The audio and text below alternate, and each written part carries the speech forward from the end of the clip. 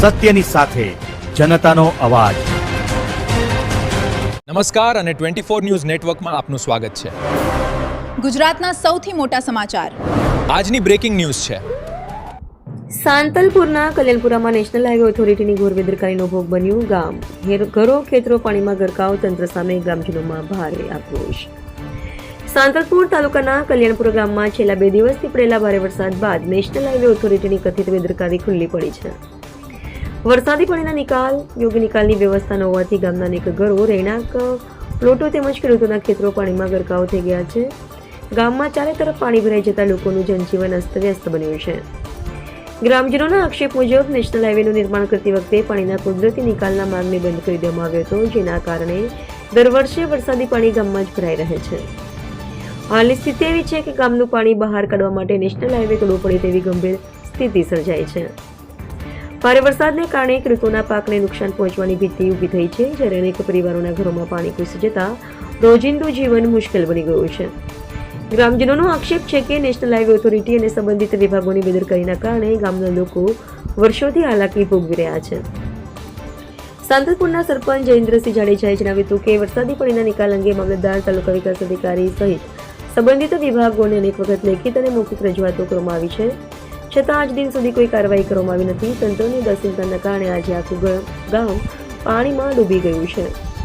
ગ્રામજનોએ ચેતવણી આપી છે કે જો તાત્કાલિક પાણીના નિકાલની વ્યવસ્થા કરવામાં નહીં આવે અને જવાબદાર અધિકારીઓ સામે કાર્યવાહી નહીં થાય તો નેશનલ હાઈવે ઓથોરિટી અને જિલ્લા તંત્ર સામે ઉગ્ર આંદોલન કરવામાં આવશે। હાલ ગ્રામજનોમાં તંત્ર પ્રત્યે ભારે રોષ જોવા મળી રહ્યો છે। રિપોર્ટર ભગીરથસિંહ જાડેજા, સાંતલપુર।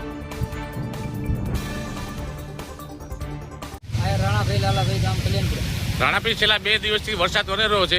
ગામમાં અને ખેતરોમાં શું નુકસાન? 2 દિવસથી વરસાદ તો વરસે રહ્યો, આમ તો અમારા હાઈવે આવ્યો અહીંયાથી અમારે પ્રશ્ન છે, કારણ કે જ્યાં પેલો હાઈવે હતો સિંગલ હાઈવે ટપી જતું અને આ પ્રશ્ન 4 લાઈન બન્યો, ત્યાંથી 2 જ નાળા મૂકેલા છે। નાળા વધારે મૂકવાની જરૂર છે, આ હાઈવે વાળા કોઈ ધ્યાન દેતા નથી। ગઈ સાલે પણ હતું પ્રશ્નાર્થમાં, બધા અધિકારીઓ આવે છે। અત્યારે કપાસ બધો 200 કંપની જે દૂધમાં છે તો તેનો અત્યારે મોલ ફેલ થશે આ રોડના હિસાબે। HPCL કંપનીમાં પાણી જતું હતું, HPCL કંપનીએ એની સંપાદન કરીને એને નિકાલ કર્યો, પણ હાઈવે વાળા નિકાલ કેમ નથી કરતા? આ ગઈ સાલે પણ થઈ ગયા, અધિકારી બધા નાખ્યું કેમ નથી?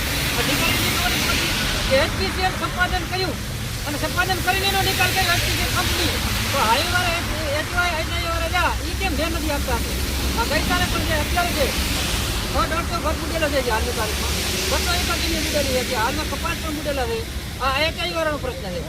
HPCL કંપની સંપાદન કંપની આટલી બધી જમીન સંપાદન કરી તો HI વાળા એક નાળા મૂકી શકતા? અને નકા હવે જો HI વાળા ના આવે તો અમારે રોડ તોડી નાખવામાં આવશે। આ તમને કહી જયેન્દ્રસિંહ જાડેજા, સાંતલપુર। જયેન્દ્રસિંહ, જે 2 દિવસથી જે સાંતલપુરમાં જે વરસાદ વધી રહ્યો છે, જે પાણી ભરાયેલા ઘરામાં અને રોડ પ્લોટા ઉપર, એના વિશે તમે શું કહેવા માંગો? આજ કલ્યાણપુરા ગામમાં એક તો સર્વે નંબર છે, એમાં 100-150 ખેતરોમાં પણ પાણી ભરેલું છે। કલ્યાણપુરા ગામમાં જે મુસ્લિમના ઘર છે, ત્યાં પણ વારંવાર પાણી ભરાય છે। અત્યારે બધા ઘરોમાં પણ પાણી ભરેલું છે, ગઈ વખતે પણ ભરેલું હતું। અને જ્યારે આ NHI બન્યું છે નવો હાઈવે, ત્યારથી આ ગામમાં પાણીની તકલીફ થઈ છે। અને જે હાઈવે દ્વારા નાળા મુકાયેલા છે એના નાના 2 નાળા મૂકેલા છે।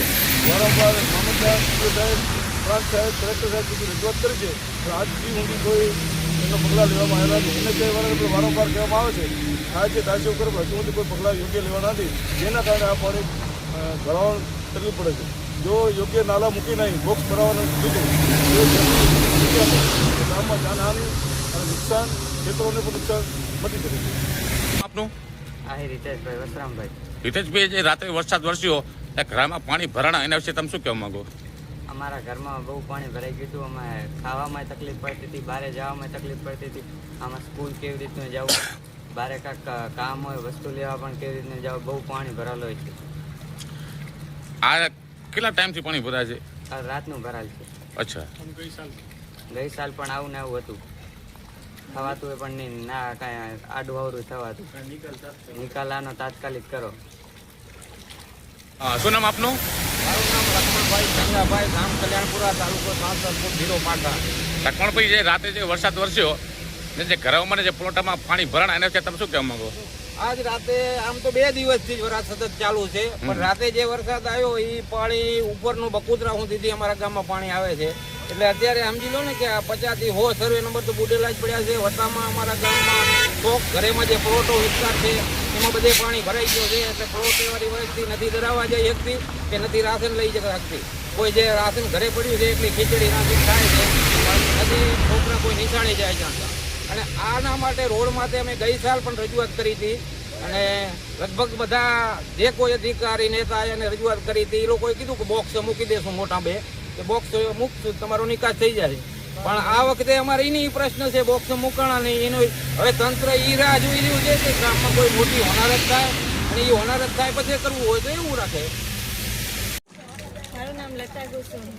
આજે જે પાણી જે રાતે જે વરસાદ હોય ઘરમાં જે પાણી ભરાણું એના વિશે તમે શું કહેવા માંગો? પાણી આ ભારે વરસાદના કારણે અમારે અહીંયા બધે પાણી ભરાઈ ગયું છે, અને આ છોકરા સ્કૂલ નહીં જઈ શકતા. કંઈ બહાર લેવા જવું હોય તો મુશ્કેલી થાય છે.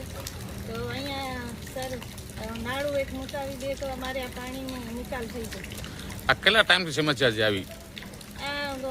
ગઈ સાલે અમને આમ પાણી ઘણું બધું અમારા ઘરમાં આવી ગયું હતું. આ સાલે અહીં વરસાદ હવે બંધ રહ્યો નહીં તો પાણી ઘરમાં આવી જાય.